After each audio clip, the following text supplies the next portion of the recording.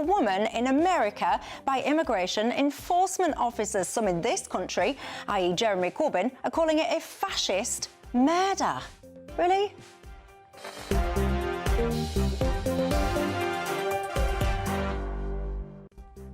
And you know me, I am quite frankly a bit of a nosy Parker. So JD Vance will be speaking on that within the course, I would say, of the next hour. And when he does, I'll cross-lab. We can have a look what's going on there. But for now, pollster and academic Matt Goodwin and the former political director to Keir Starmer, the man that was quite critical to getting Keir Starmer elected, Luke Sullivan. I wonder whether or not he still supports the Labour government. We'll find out after the news headlines.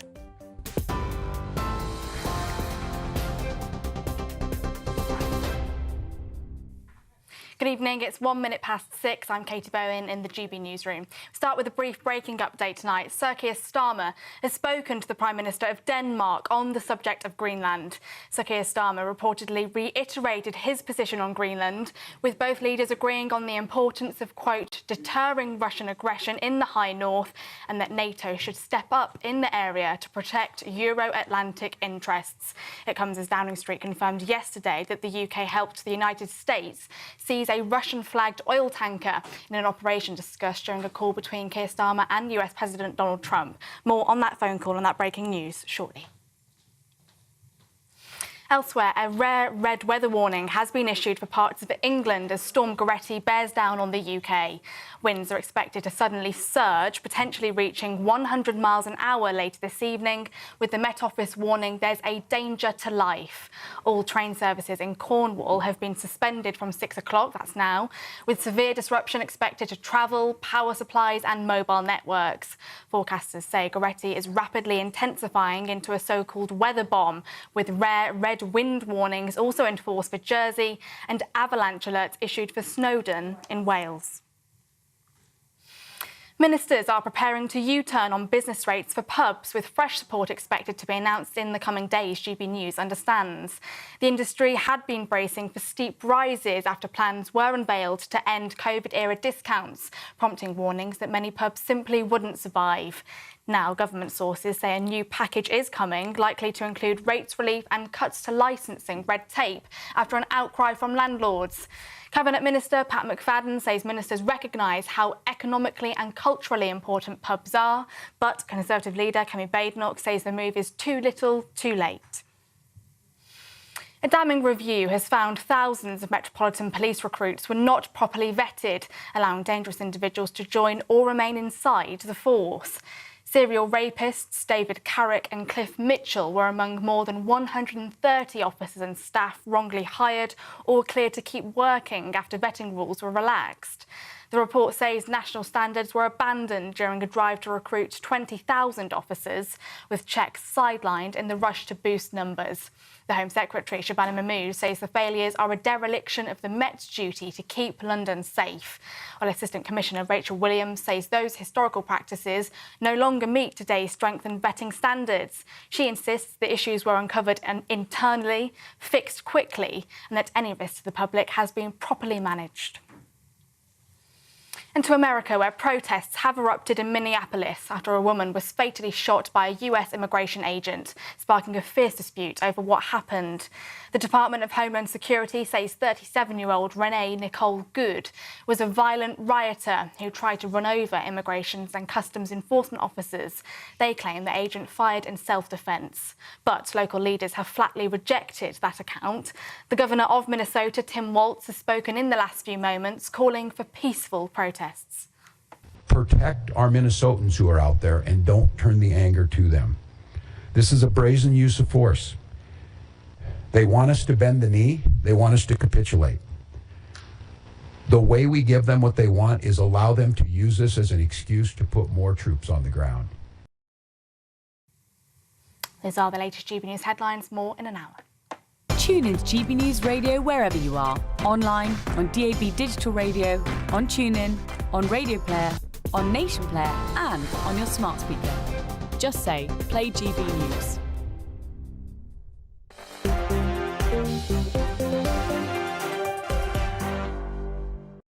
Thank you for that, Katie, and hello, good evening to each and every one of you. How are you all doing tonight? I do hope you're well, especially if you're in one of those areas that have been affected by these storms. I hope you're all staying safe. And what better thing to do, quite frankly, when you're locked up indoors than sit and watch Dewbs and co. If you do need to go out, of course, you can listen to me on the radio and also my panel. You can decide if that's a treat or not. Alongside me, I've got the pollster academic and GB News presenter Matt Goodwin alongside him, former political director to Keir Starmer, Luke Sullivan. Good evening, gents. You're very welcome tonight.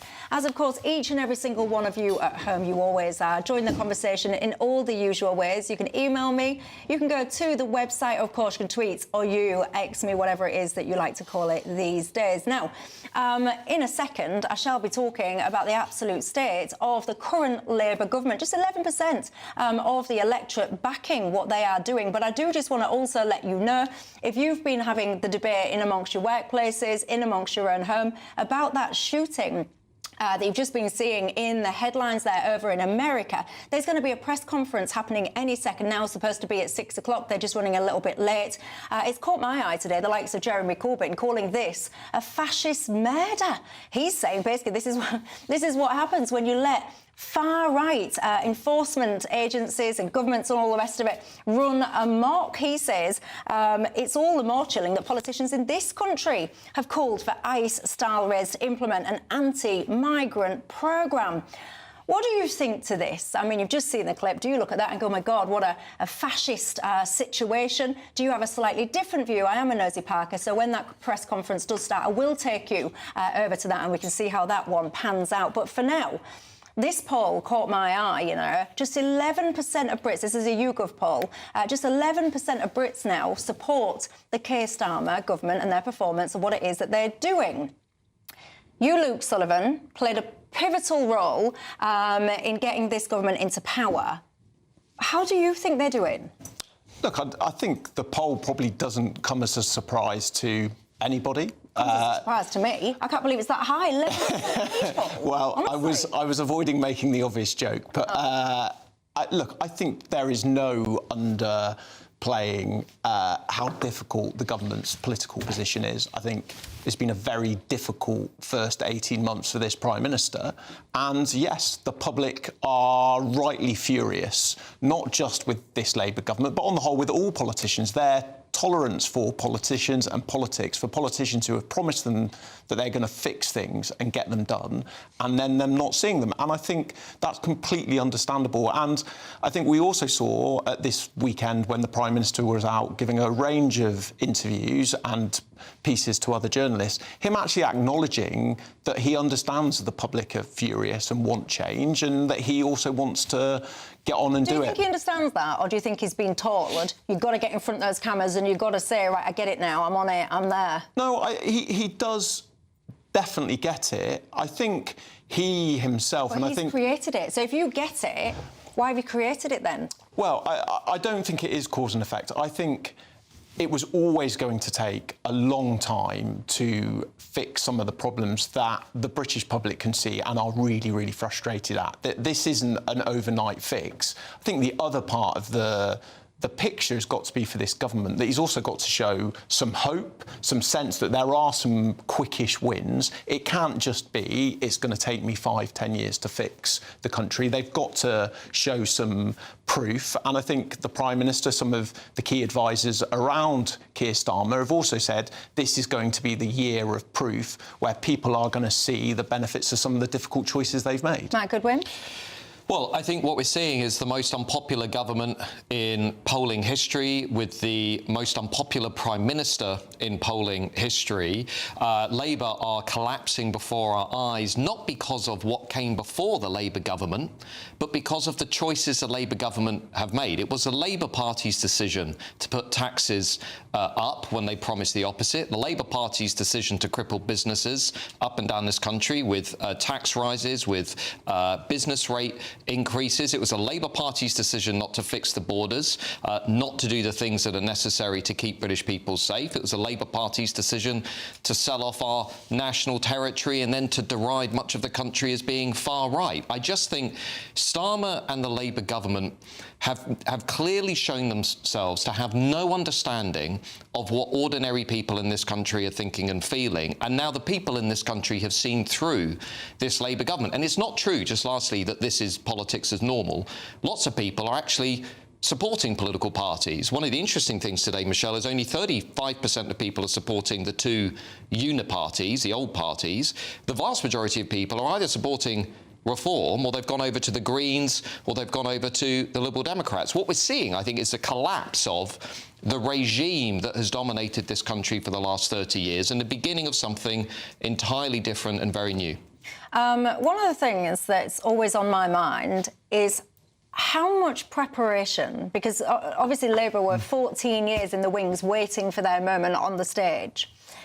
To me and to many of my viewers, it feels like when you've got that stage, when you've finally got your moment, right, there you go then, you've won. It seems like it's almost caught people by surprise. They've got no idea what they're doing. They're plucking things out of thin air. The second they get a bit of pushback, they start panicking and changing all of their minds. Did you actually prepare properly for this moment? I think that is a very fair question and challenge, and there's a great line. Well, look, I think that there's a great line from Mike Tyson which says everyone's got a plan until they're punched in the face. And I think there is a fair criticism of this government that they weren't prepared and didn't have that plan, and that's been well spoken of. You were one of the key people there, then, so what were you doing? I think it's been well documented and, you know, may not have reached it through to sort of everyday punters on the street, but I think some of the people who were tasked with doing that preparation work didn't do it. I think that was why the Prime Minister made some changes to his team at certain points. I also think, and look, this is no excuse to the British public, I do think this government has rather had to find a way of trying to build the plane as they fly, because I think there was a sense in the Labour Party, because of the way it's operated, it's used to losing elections, and it was almost a taboo to talk about what they would do in government. And I think that has shown there are ministers who really had good plans. Look, this is what I can't get my head around. You were literally one of Keir Starmer's right-hand men, so you're talking about, oh, they used to do this and they used to do that, but this must have been in part you.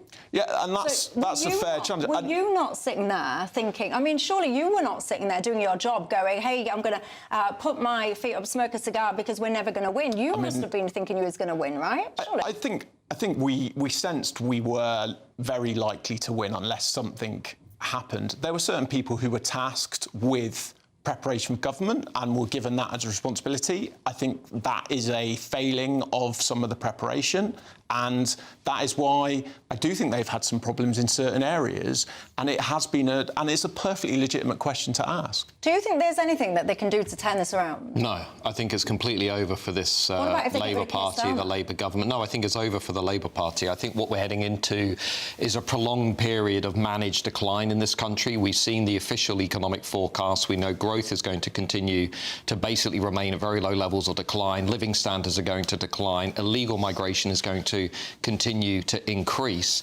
And we know a lot more businesses are going to go bust and a lot more people are going to be made unemployed because of the business rate changes, because of the minimum wage changes, because of the national insurance changes. And where I really lose patience with Keir Starmer and Labour ministers is when they still blame this on what happened before this government. But as I just said, a lot of what we're seeing now in the polling, a lot of what we're seeing in the economy, Michelle, is directly downstream of Labour's decision not to reform welfare, Labour's decision to increase taxes, Labour's decision to push the pedal down on net zero and push electricity prices up to the highest point in the Western world, Labour's decision to get rid of Rwanda, to get rid of the Illegal Migration Act, therefore encouraging more people to come over and then forcing the British people to pay $15 billion in accommodation costs for people who are breaking our laws, and then Labour's decision to call those people far right when they dared to protest about it. Everything I see in the polling is downstream of a Prime Minister that, to be frank, doesn't look fit to be Prime Minister and doesn't look like he actually understands what's going on in this country. There's been an interesting row that's broken out today, like yesterday, last night / today, about this two-child benefit cap. So the process of getting this written into legislation has begun today. There's been an argument, though, about what this should look like. You've got the likes of Nigel Farage saying that they will vote against this. You've got this whole argument about who's actually going to be benefiting from this situation. Rachel Reeves, she's found herself in a spot of hot water because she's essentially saying, I don't care if a child is white, black or whatever, they shouldn't be in poverty. But Reform's position was saying that they want it to be British children. Yeah. They didn't make it about skin colour. Zia Youssef, he's basically suggested that the Chancellor is an ethno-nationalist. Why should, because the majority of these families are not in work, these large families, why should an adult choose not to work to be able to expand their family at a rate of knots without considering the finances behind that, safe in the knowledge that the people that do go to work will bail them out? Why do you think that's the right policy? I personally don't think that is the right, and I don't think that's the position of the government. It is. Well, I don't think I've that just is. accurately described the position of the government. It's a version of what parts of the policy are. Look, the majority So of the what have I people. got wrong? They've lifted the two-child benefit cap ad infinitum. They've lifted, and they've lifted because they think this is the simplest, quickest, most cost-effective way of taking children out of poverty. Relative poverty, and there's different measures that you can use.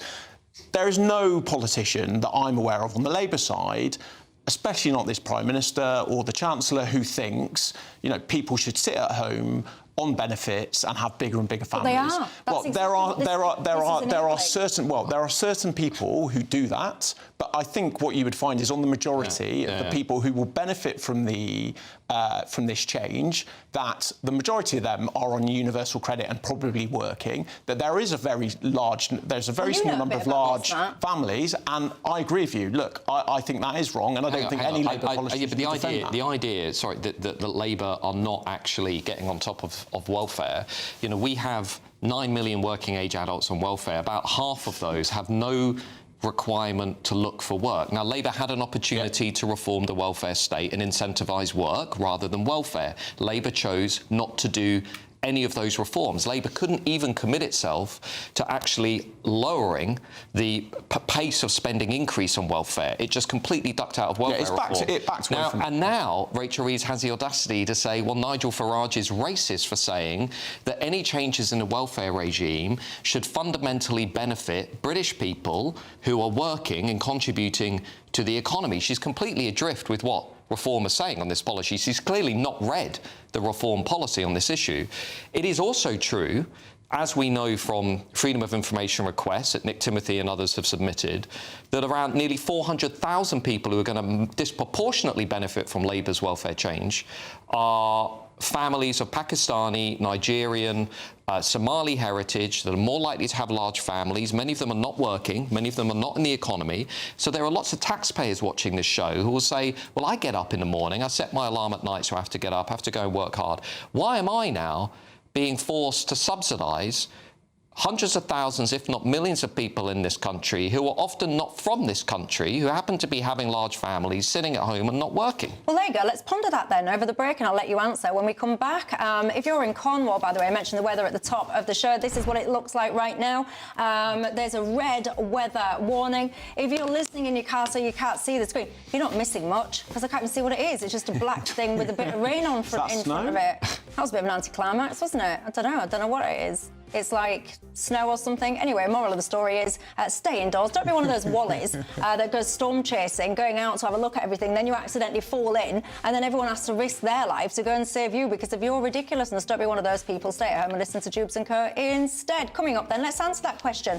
Why should working people have to subsidise this policy? Many of you will be fed up about it. Are you one of those on the flip side, though, that will be a massive beneficiary of it and you're celebrating it? See you in a minute.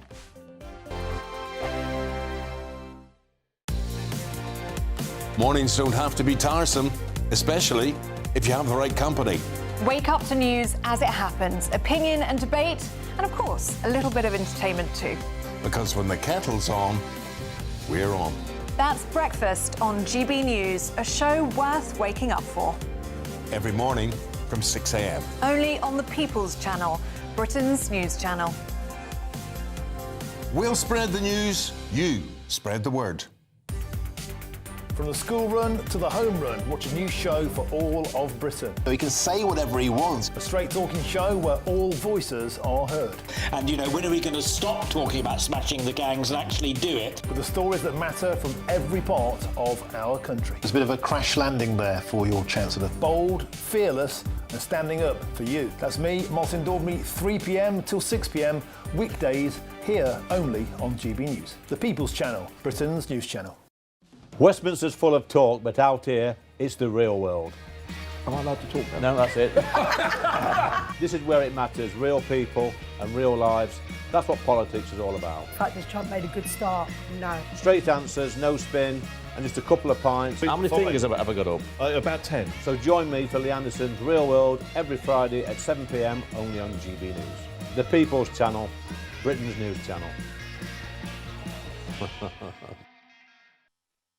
You want to know what's really going on in the corridors of power? Labour don't know what to do with you half the time, and that makes you quite lethal in the chamber. Get behind the headlines with Chopper's Political Podcast. Join me, Christopher Hope, as I sit down with the great and the good of British politics. We'll see where this ruling takes us. These are the stories shaping our nation. Chopper's Political Podcast, available now on all platforms. Listen in and stay ahead.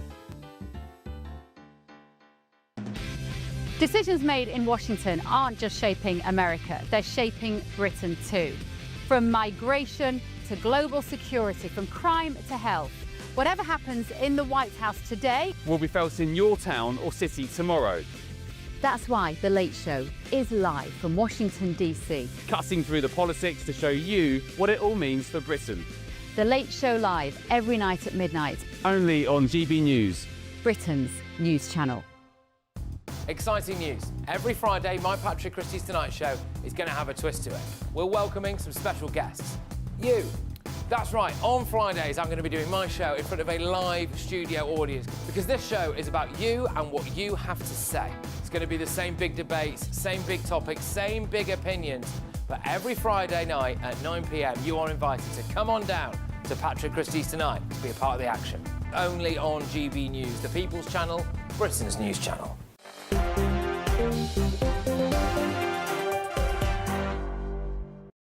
Hello, everybody. Welcome back to Dewbs & Co. with me and Matt Goodwin. I'm saying me. I am Matt. I've not morphed into you. The break. Well, that'd be a horror. I'm not that good looking. Shock. Anyway, alongside Matt Goodwin, I've got Luke Sullivan as well. Lots of you getting in touch about that shooting in America that I mentioned at the top of the programme. JD Vance and Caroline Levitt, they're going to do a press conference at the White House in just a minute. It was supposed to be at 6 o'clock. When that happens, I will have a nosy into that. Don't worry about it.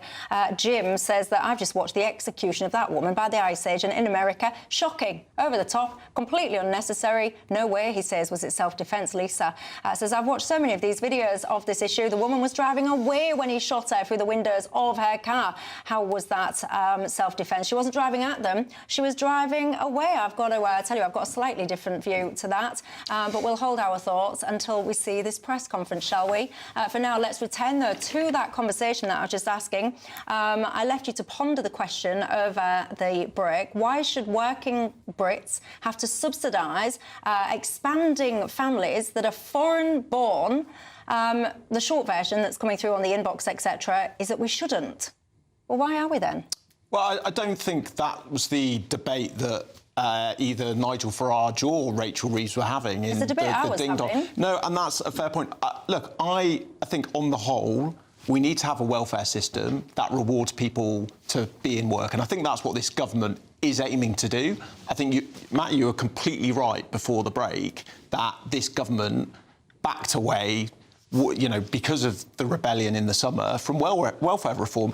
And the government said it was going to do it. It needs to do it. It's a very simple question. Why should my viewers that are working, it's absolutely freezing cold outside, some of those guys, you'll be scaffolders, you'll be roofers, you'll be brickies, whatever you are, you'll be working outside, you will have just got in perhaps from work, you'll be freezing cold, you've been grafting your backsides off all day. Why are they grafting their backsides off to pay for some foreign family that's expanding at a rate of knots? Well, these guys watching this can't afford to have another child if one at all. Why? Yeah, and I agree. Look, I'm a father of 3 children. I'm lucky that I'm in an economic position that I can do that, but we had to cut our cloth accordingly. Now, I think this was part of why the Tories originally did this policy, because it is so a motive for people, and it is a very, very small number of people who have these large families. But people rightly sit at home and go, why am I going to work when people are ripping off the system? And we need a system that is fair, that rewards work, but also... You're still not answering my question, because this is really interesting chat, but you're not getting to the nuts and bolts. But also, I think 350,000 is not a small number. It's a lot of people, you know, not from our country, having lots of kids that British people are having to subsidise. And I think if Labour's not careful, they're going to walk into this very obvious trap, which is going into the next election with the worst cost of living crisis in the Second World War, with one party saying, actually, I think we should keep taxpayers' money to benefit the people who actually contribute to the pot. And you're going to have a Labour government saying, no, actually, I think we should continue to subsidise everybody from around the world, an international welfare regime, and we should keep spending billions of pounds in foreign aid and 10 billion a year in welfare for foreign nationals. And the British people are just going to say, no, we've had enough of this. We have had enough of this. And we want to fix Britain before helping all of these other people. And the Labour government, to me, looks completely adrift with where the public are on this. And even Rachel Reeves' attack on Nigel Farage, I actually thought looked pretty deranged. I know everyone in the Reform Party. I don't know a single person who's ever said this policy is going to be linked to race. It just was completely alien to me. And again, if Labour's not careful, they're going to go into this election doing exactly what the Democrats did in the US with Trump. They're just going to say reform is racist, racist, racist, fascist, fascist, fascist. And everyone in the country is going to say, you know what, this is absolute nonsense. We want to have a conversation about policy. And they're going to emulate the big mistakes of the Democrats. They're going to look completely adrift with people in this country who are crying out for a serious, credible alternative. I agree. You have to play the ball. You have to play the policy on its terms. I read out of context, perhaps, the line that she said. I don't think she was intending that to be the top line, and quite right for Reform to play the politics back and say what she said. I don't believe what she was saying was the charge that's been made by Reform, but attack the policy on its own terms, which is, I think, is what you're saying. And I agree with you. Look, there are plenty of reasons to disagree with Reform, but, you know, play the policy that is their policy, not your, you know, a sort of a fictionalised version of what you're saying. I mean, if put it this way, if you were still advising Keir Starmer very close to him, you know, would you be advising him to make every PMQs each week about these ridiculous assertions that Reform has some kind of association with Russia, or would you be making these associations or these allegations that Reform is a racist party? Do you actually think this stuff cuts through? Because I look at this and I think Labour are completely lost. They literally have nothing to say to what Reform is offering. I mean, even, you know, you look at The Guardian and others, they're so obsessed with what Nigel Farage did or didn't say in 1976, as opposed to what he is saying today about the state of the country, which is we're broke, our borders are a mess, we need to take control. It just seems that the left have got absolutely no understanding of what's going on here. Look, I think many things can be true at the same time. Which of those is true? Well, I think it's true that the country's got real trouble, and the Prime Minister recognises that. Look, there's always an element of pantomime. I heard Nigel Farage on another media outlet talking through PMQs, and he made an attack on the pantomime and always being sort of attacked in the chamber for things he says that aren't the case. I think on both of those issues, and I think last time I was on your show before Christmas, we talked about this as well. I think Nigel Farage, on some of the allegations, whether or not you think it's fair game or not, that is what happens when you are the position you are in the polls. When Reform have consistently been ahead in the polls, he looks like he would be the next Prime Minister, and that's why you get ask those questions. Well, there you go. Look, I will just do as I promised at the top of the programme, and let's just have a little nosy into that press conference live at the White House. You've got Vice President JD Vance, and of course, this is Caroline Levitt speaking now. ICE agents are faithfully enforcing federal law to protect the safety of the American people by removing criminal illegal aliens from our country, which is exactly what nearly 80 million Americans elected President Trump and Vice President JD Vance to do. Radicals in the Democrat Party are furious over this. They don't want our border secured or criminal illegal aliens being removed. As a result, Democrats are impeding immigration enforcement operations daily, creating extremely heightened and dangerous circumstances that make it nearly impossible for the men and women of law enforcement to simply do their jobs. Democrats are calling to defund federal law enforcement agencies who are protecting public safety. And Democrats are calling to abolish ICE and defund the police. That will never be allowed to happen under this president and vice president.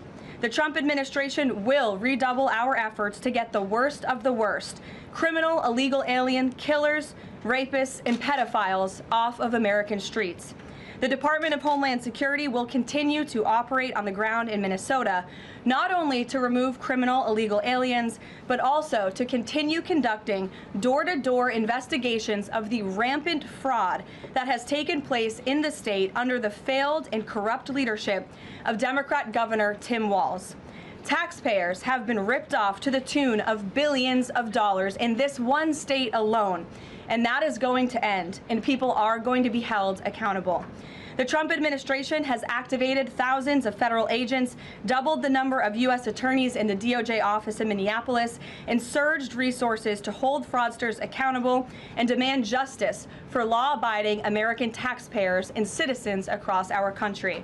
And that's what brings the Vice President out here with me today to discuss all the Trump administration is doing and to make an additional important announcement on this front. So please, Mr. Vice President, will be joining us now.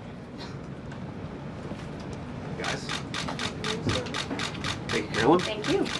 Great. Well, good afternoon, everybody. And I want to echo some of what Carolyn said about what we're doing to combat the rampant fraud that exists in our immigration system, thanks to failed politicians and thanks to people who allowed the American taxpayer to be taken advantage of for far too long.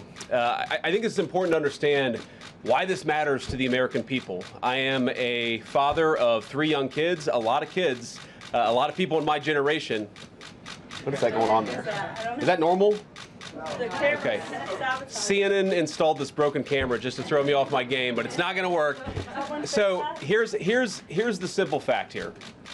If you're a young parent struggling to afford childcare in the United States of America, there are programs that we have to make it easier for your kids to get in daycare, for your kids to get in preschool. Those programs should go to American citizens, not be defrauded by Somali immigrants and others. Make it hard for you to get the access to the resources you need. But number 2, making it easier for people who shouldn't even be in this country to fleece the United States and our taxpayers to begin with.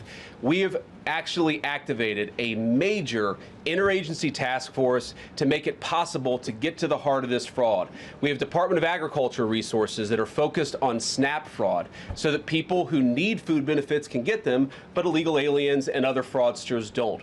We have over 1,500 subpoenas that the Department of Justice has issued to get to the heart of the fraud ring. We've done almost 100 indictments, mostly Somali immigrants, but also a few others. And of course, we're looking in with broad investigatory authority to a number of the instances of wrongdoing that we've seen in Minneapolis. But we also want to expand this. We know that the fraud isn't just happening in Minneapolis, it's also happening in states like Ohio. It's happening in states like California. And so what we're doing in order to help coordinate this remarkable interagency effort from the Trump administration, but also to make sure that we prosecute the bad guys and do it as swiftly and efficiently as possible, is we are creating a new Assistant Attorney General position who will have nationwide jurisdiction over the issue of fraud. Now, of course, that person's efforts will start and focus primarily in Minnesota, but it is going to be a nationwide effort because, unfortunately, the American people have been defrauded in a very nationwide way.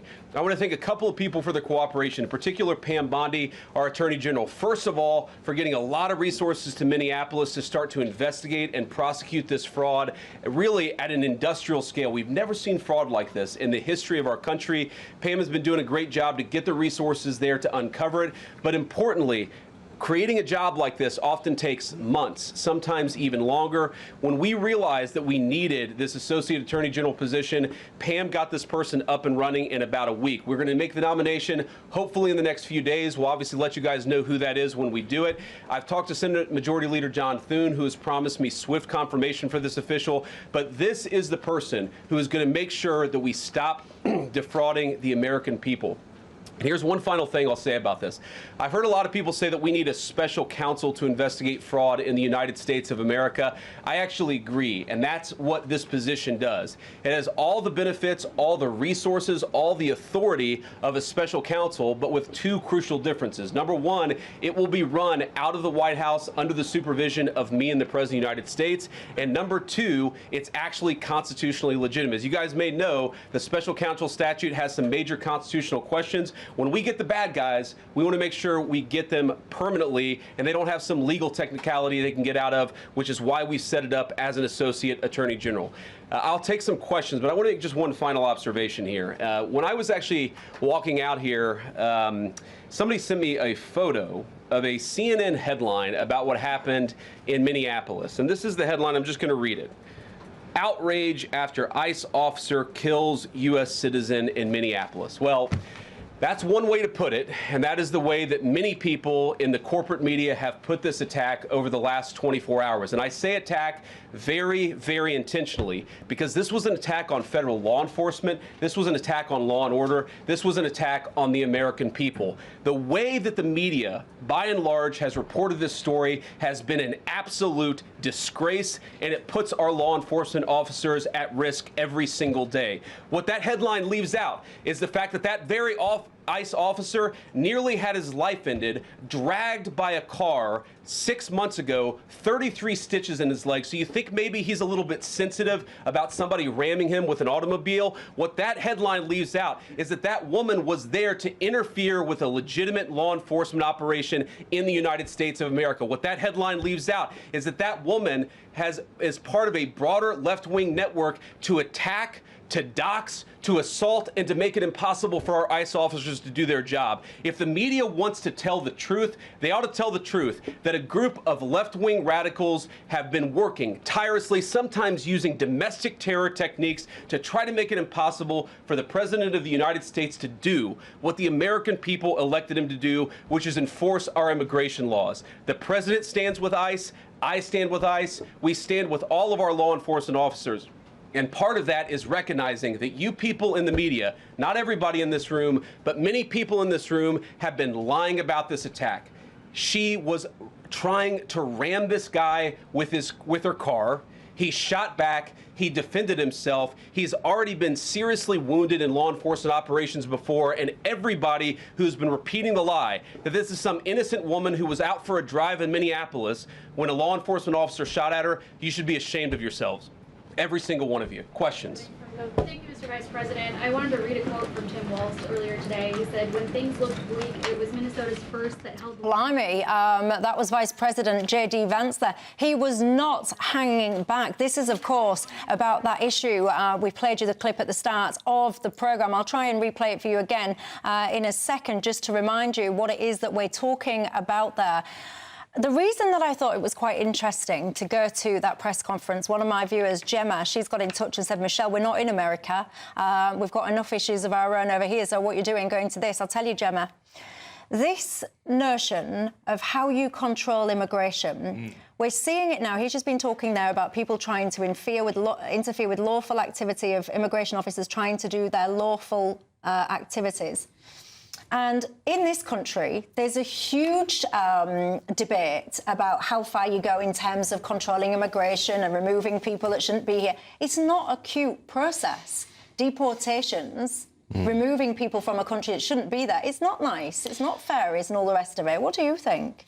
Well, Thomas Sowell, the academic, once said that immigration laws are the only laws that are ever discussed in terms of how to help people break them. And there is a view on the left of politics that it's acceptable to break the rule of law if you are helping illegal migrants or helping people who have entered the country illegally. The blunt reality, as Vice President J.D. Vance just said, and I personally agree with everything he just said, is that people on the left have been radicalized over the last 10 years. They now think it's acceptable to disrupt law enforcement operations, which, by the way, are only happening because a large majority of Americans elected a president who promised that he would deport illegal migrants. So why do they think they have the right to disrupt law enforcement activities? And why do they think, such as Jeremy Corbyn, people on the left, why do they think they have the right to deride democratically elected governments as being fascist governments and far-right governments? Because what they're doing is they're radicalising everybody.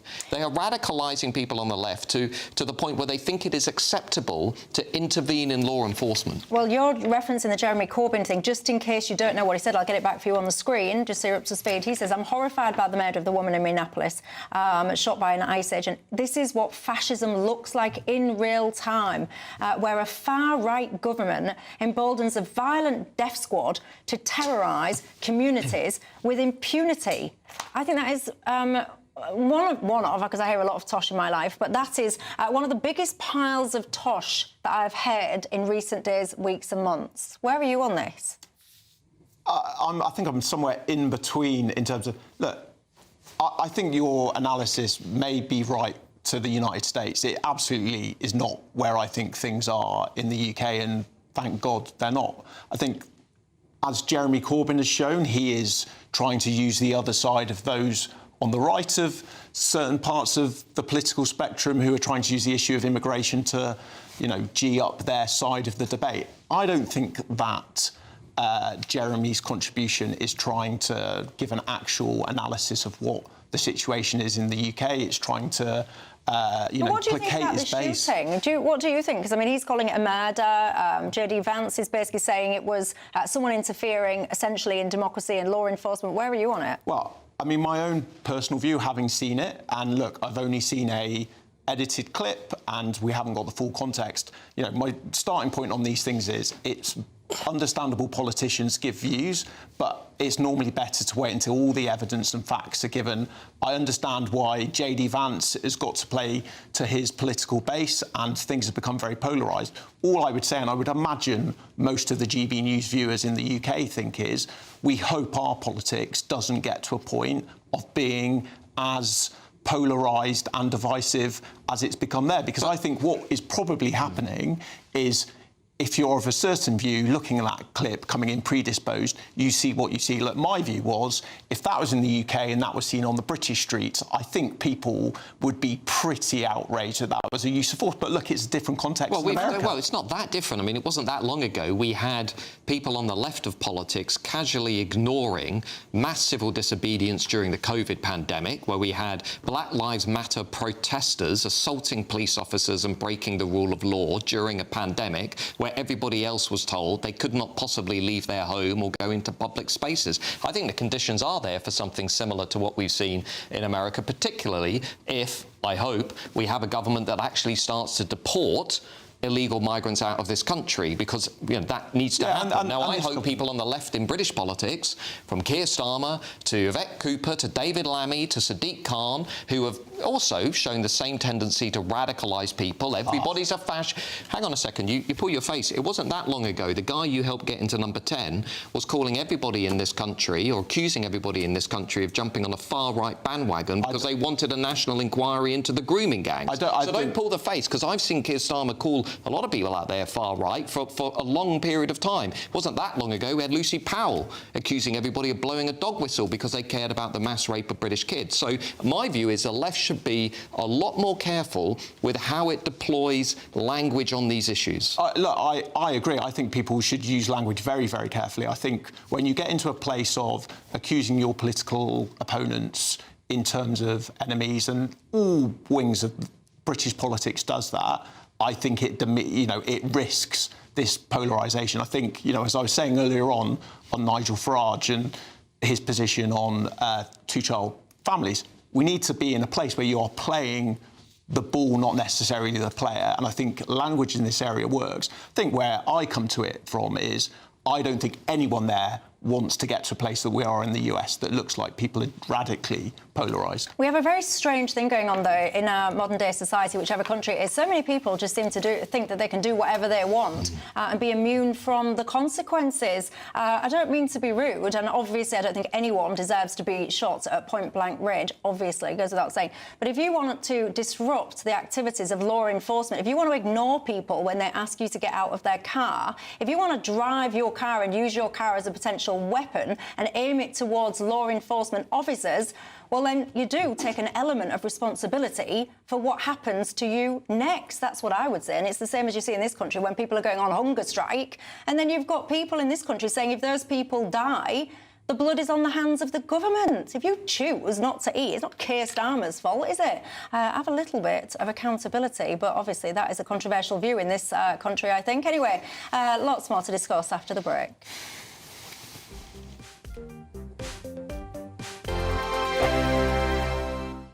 I'm Michelle Dewberry. This is Dewbs & Co with you. Hello everyone, Patrick Christie is here. GB News, Britain's news channel. Access the stories that matter to you. Take the GB News family with you on any device. And as long as you have an internet connection, tune in to GB News anywhere on the planet or beyond. GB News, the People's Channel, Britain's news channel. Do you trust what you're being told? Good, because neither do I.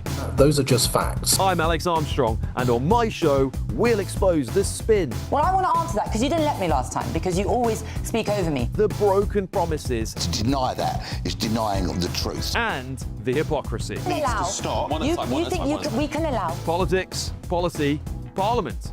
Nothing is off limits. No sugarcoating, no fear of offence, just the truth laid bare. Tune in every Saturday and Sunday at 9 p.m. for Alex Armstrong Tonight, only on GB News, Britain's news channel.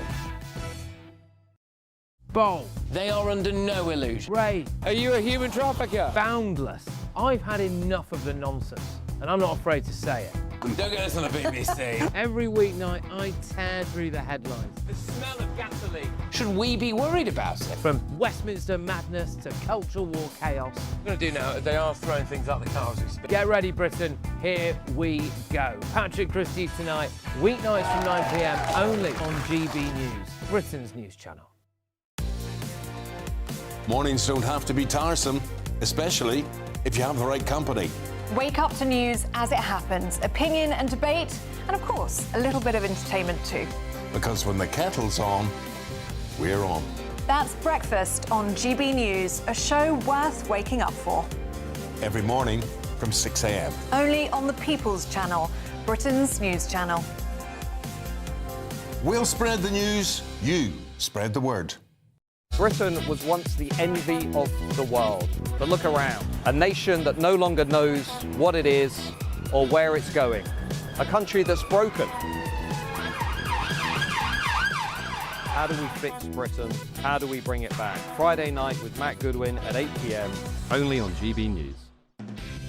Decisions made in Washington aren't just shaping America, they're shaping Britain too.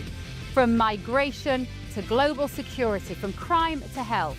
Whatever happens in the White House today will be felt in your town or city tomorrow. That's why The Late Show is live from Washington, D.C. Cutting through the politics to show you what it all means for Britain. The Late Show live every night at midnight. Only on GB News, Britain's news channel.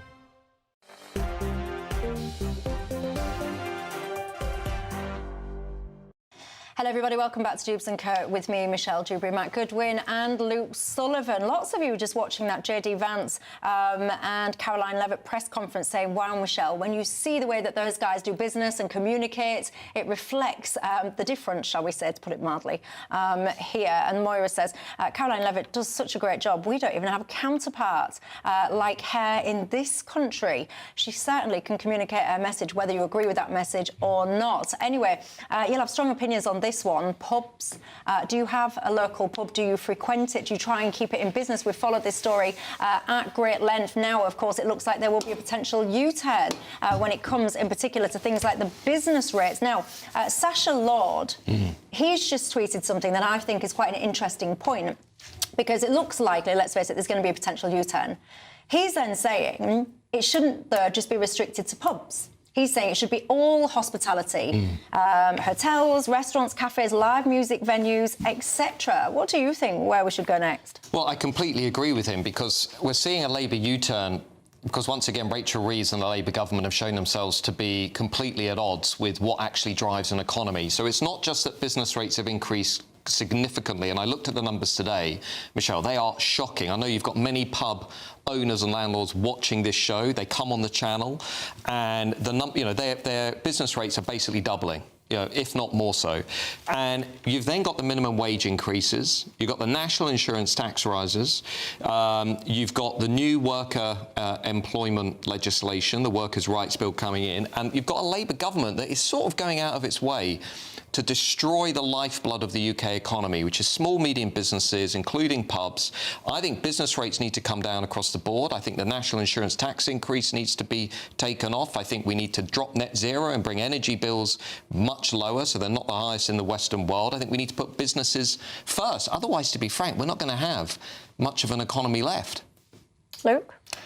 I mean, look, let's wait and see what the government announce. I think they have signalled today that there's going to be pretty imminent movement on business rates. We're unclear whether it's pubs or, as Matt's just said, whether it's going to be the wider retail and hospitality sector.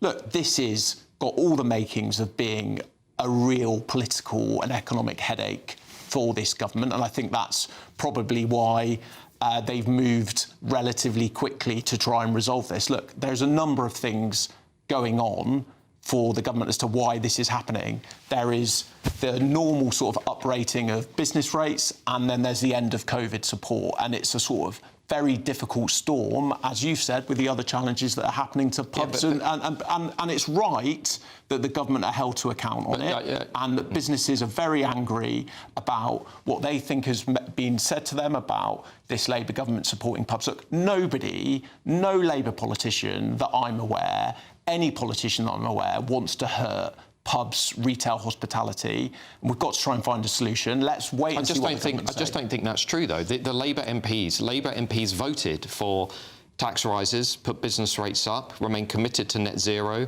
increase minimum wage, pass the worker employment legislation, and then, people at home are sort of watching Labour politicians and advisors say, well, nobody wants to be doing this. But you did it. You voted for it. You brought it in. You deliberately also misled the British people by bringing in things that weren't even in the Labour manifesto.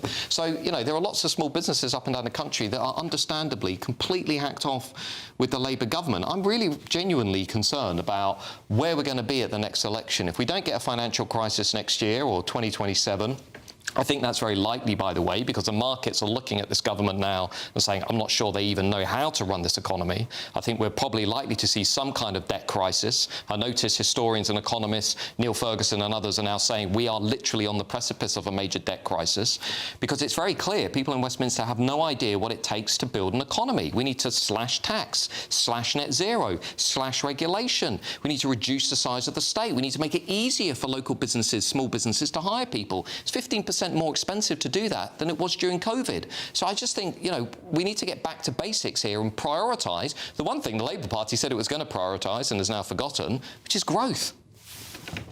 Well, I disagree with your analysis of where we are. Look, you can't have it both ways.